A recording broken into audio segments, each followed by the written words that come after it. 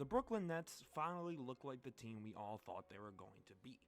Coming into this season, the Brooklyn Nets were, even despite being swept by the Celtics in the previous playoffs, were still thought of as a sleeper contender, especially with the addition of Ben Simmons and getting some really strong all-around role players to help shore up what was a really hard roster to play with after the James Harden trade. Now, currently, Jacques Vaughn, after taking over from Steve Nash, has really turned this team around.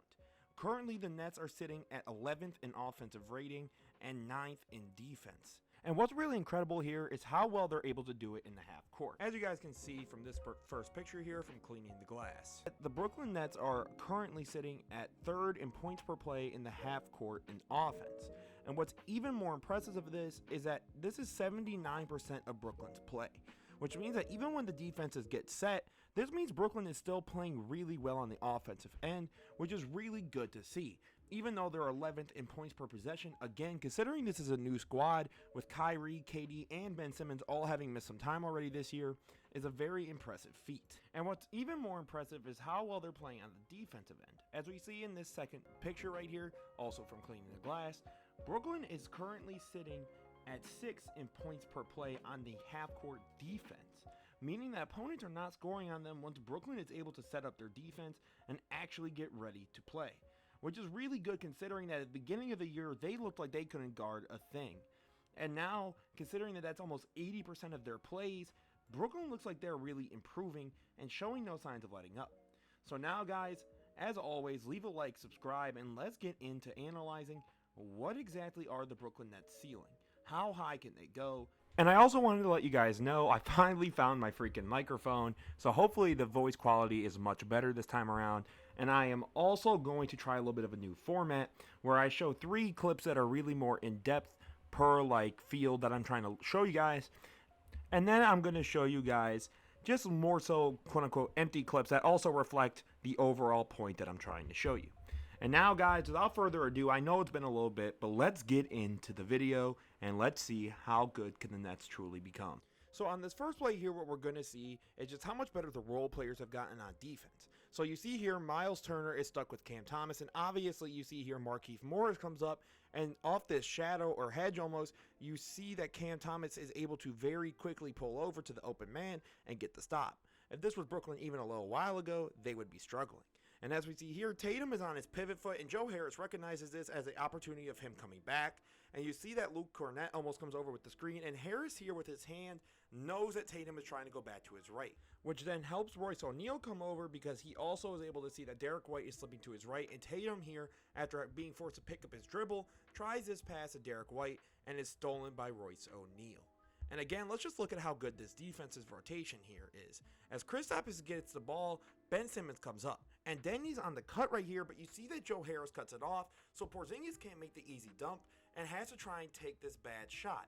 So as you see here, off of this defensive rotation by the Nets, which again just shows drastic improvement from before, as you see Royce O'Neal there gets caught up with his man underneath the basket, we see a drastic improvement. And what I think is so important about all this is showing just how much the defense as a whole is improving here.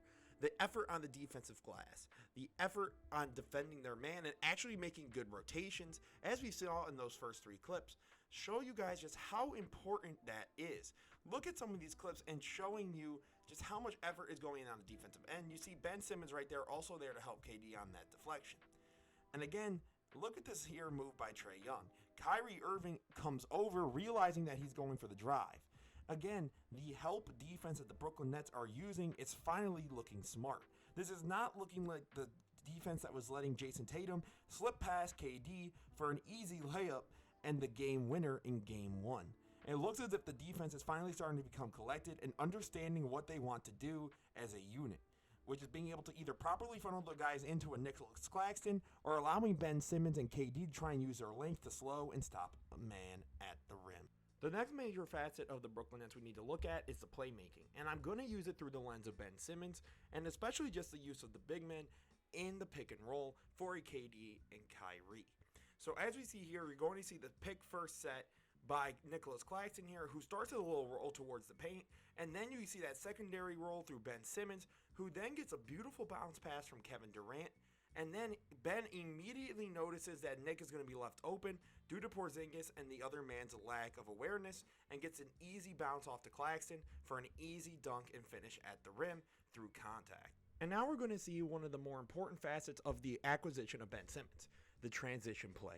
So as you're going to see here on defense, off of KD and Kyrie on the defensive effort, getting the board, automatically the ball goes up to Ben, as Joe Harris is moving on the right side of the wing, and Ben immediately recognizes it for an easy bounce pass for a catch and shoot opportunity almost with Joe Harris, as Trae Young is not able to do anything to stop him for the easy three.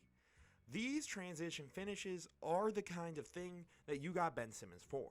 He's giving you defense. As we can see, obviously the defense has improved for the Brooklyn Nets. We are now going to start to see the transition play start to pick up. And hopefully that will soon start to translate to pace, as currently, according to Basketball Reference, they are sitting at 21st in pace in the league. But I think in time that will pick up as the team really starts to get equated with each other. And again, just look at how well Ben Simmons is able to use his frame to, one, draw offensive and defensive attention, and two, to then use that to create for a guy like Nicholas Claxton, who we all know cannot dribble on his own. So what's really impressive about what the Brooklyn Nets are doing here, it's finally helping Ben Simmons have his true role.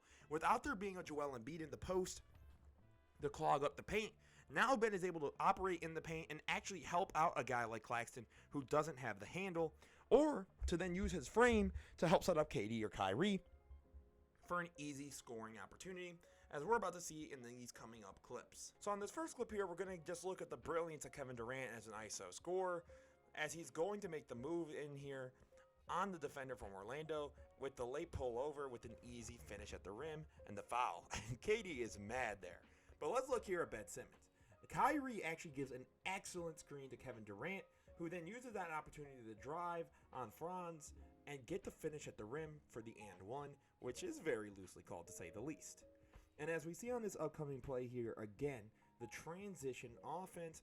Look at Kyrie here, as Ben has already got his man Corey Kispert distracted for the easy catch and shoot three by Kyrie.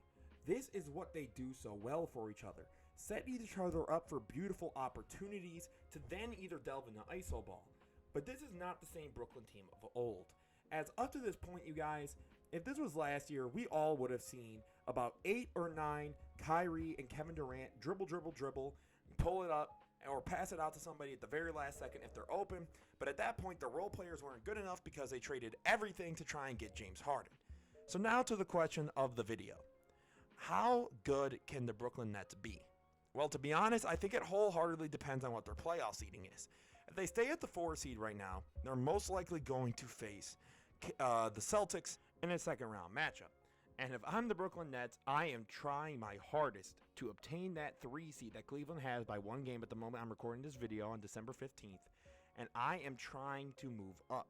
That way, at the bare minimum, if Boston does go as far as they do, they can play. And at that point, I think they're much more likely to have a better chance. And the only reason I say that is that team will then have a legitimate playoff gelling experience. Up to this point, this team has not played a long stretch of games together and have not been able to acquaint themselves enough. But now look at what's happening since they are. They're almost top 10 in offense and defense. Their overall half-court defense and offense are top 10 to 5 in the league. And now we're starting to see nothing short of a legitimate progression into one of the best teams in the East.